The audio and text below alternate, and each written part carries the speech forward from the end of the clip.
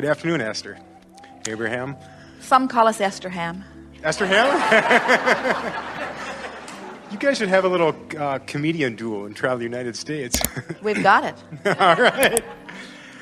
First of all, I want to say I am so appreciative of being here. I'm so appreciative of Jerry, Abraham, Esther, and most of all, I'm appreciative of myself for being here in my inner being and just the awesome guidance in this wonderful thing in life.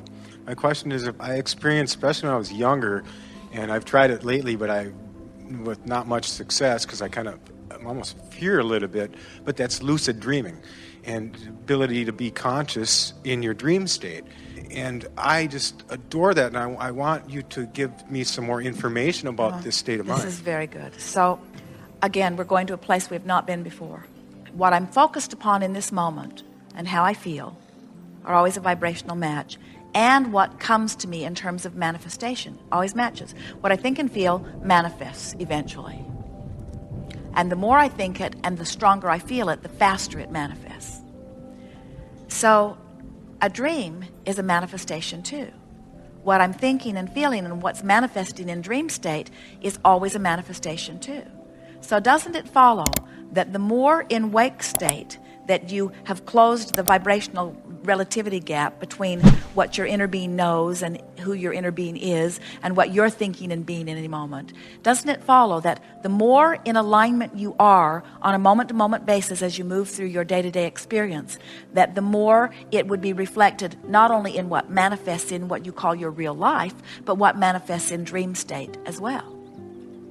So what you're going to start noticing is that the more you're forking off in the direction of alignment with who you are, the more you will be having your dreams from that state of alignment. Now, we have to give this to you. It's so exciting for us to be able to give this to you.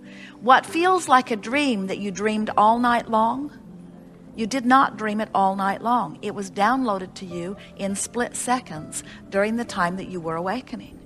So you've been banging around in your life experience and you've been launching all kinds of desires that you don't believe, and you go to sleep under those conditions, and when you go to sleep you rejoin this vibration, and then you have the interaction.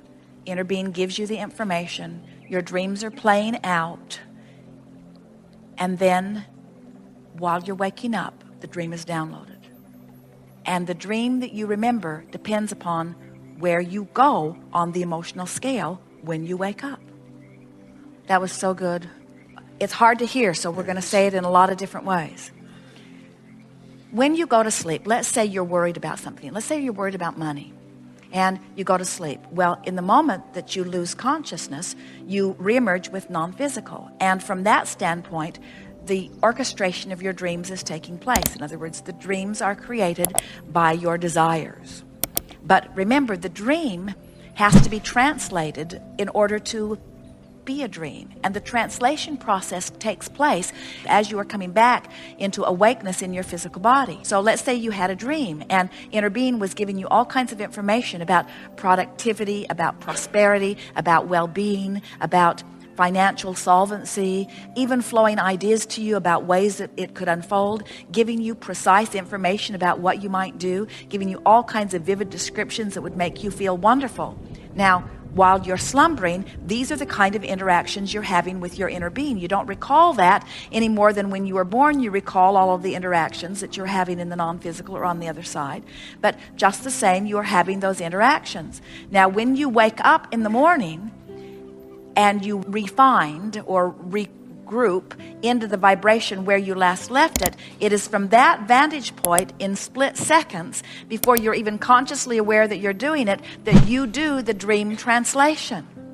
Now remember, we were talking about how the eyewitnesses both saw the same thing, but their eyewitness account were two entirely different things, and we explained that it was as they perceived it to be.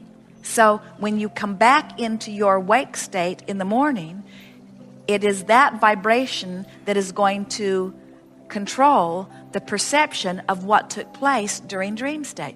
Oh, this is so good. We are surprised you're not jumping up and down. We are so far out there on the leading edge. And so now let's go back to the very poignancy of this wonderful question that you're asking here. Your question is, you want to have these clear and lucid dreams. And we want to say to you, you're having clear, lucid, fantastically prophetic dreams every single night that you slumber. The question is, into what vibrational stance are you awakening? Ooh, that was so good. Into what vibrational stance are you awakening? And the vibrational stance that you're awakening into isn't about what was happening while you were asleep. That's off the charts. That's like being dead. That's as good as it gets. That's pure positive energy. The vibrational stance that you're awakening into has to do with the thoughts that you were thinking as you led up to your slumber time. In other words, what were you doing forking wise? Were you forking in the direction of what felt good all day, all week, all month, all year, or were you forking in the other direction? That's where your vibrational stance is. Awesome. Right out there on Awesome. the leading edge. That's perfect.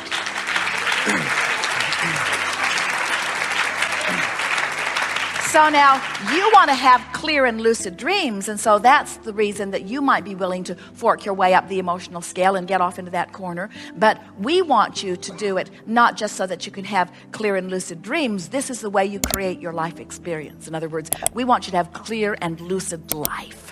We want it to be as bright and as healthy and as prosperous and as abundant and as much fun and as rollicking as you can endure. So a lot of times what you remember in dreams, and as you were talking, I was thinking about a dream I had where I was like, felt like I was suffocating or I was like in jail or something. And that's, I'm choosing to see, or because of my vibration and my walking state, that's why I'm seeing that. That's the way you translated that vibration. That was your eyewitness account based upon the best you could do from your current perception. Excellent. It is excellent. I love that. That's very enlightening. And I guess that would be the other thing is, you said one time on one of your tapes, come to our dimension where there is no time and we can chat endlessly. I suppose within that scenario, and you do that every night. We already do it. Okay. You're doing that every night. In other words, that's what's happening. When you slumber, you withdraw your attention from here and you reemerge into pure positive energy. And you remember who you are. You remember why you are. You remember what you're about. You remember how good you are.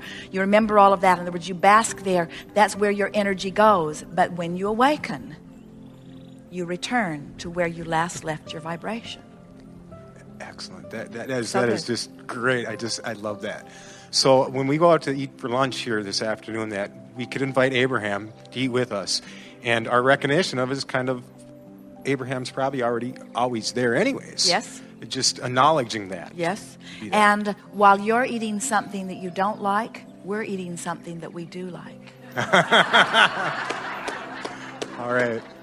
I think that's While it. you're eating something that's making you fat, we're eating something that's giving us wellness. In other words, perception.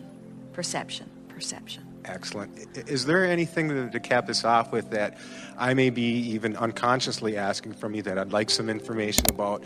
And one particular thing that I can think of consciously is I just love it, the more connection. I'm sure you've seen the movie What the Bleep when the little kid says, how far down the rabbit hole do you want to go? And I just want to be on the edge. I want to go extend it as far as I possibly can. Well, you've taken us collectively with your powerful, not just the question because it seems simple enough, but the vibrational depth behind the question. You've taken us to a place that far beyond where we have been before on the subject of inner being, on the subject of who source is, on the subject of dream, on the subject of closing the vibrational gap. In other words, you're down the rabbit hole, friend. I guess. And the thing that we most want to say to you is, and it's exhilarating to be there, isn't it? Now, you see, once you go there, and you did, you came with us in that knowing. You can't go back. In other words, you will never be able to retreat comfortably from that knowledge, because that confirming shivers, that confirming exhilaration, that confirming aha is you coming into vibrational alignment with who you really are, you see. And we just want to interject here something, that there's never a crowd on the leading edge. And so you've got to get your pleasure, as you all just did, from the feeling of alignment with source, and then leave everybody else to their own emotional scale. Let them come or let them not come, but don't let your happiness be dependent upon them coming. A person can do as great of work moving from depression into revenge as you just did by moving from expanded thought into even more expanded thought. Okay. Any movement up the emotional scale is worth celebrating. Okay. One last comment. I don't know. Is it the lighting or is it you're glowing? Seems. There are a lot of us here, and you've summoned great enthusiasm from this peanut gallery in the sky. All right. Thank you very much, Abraham.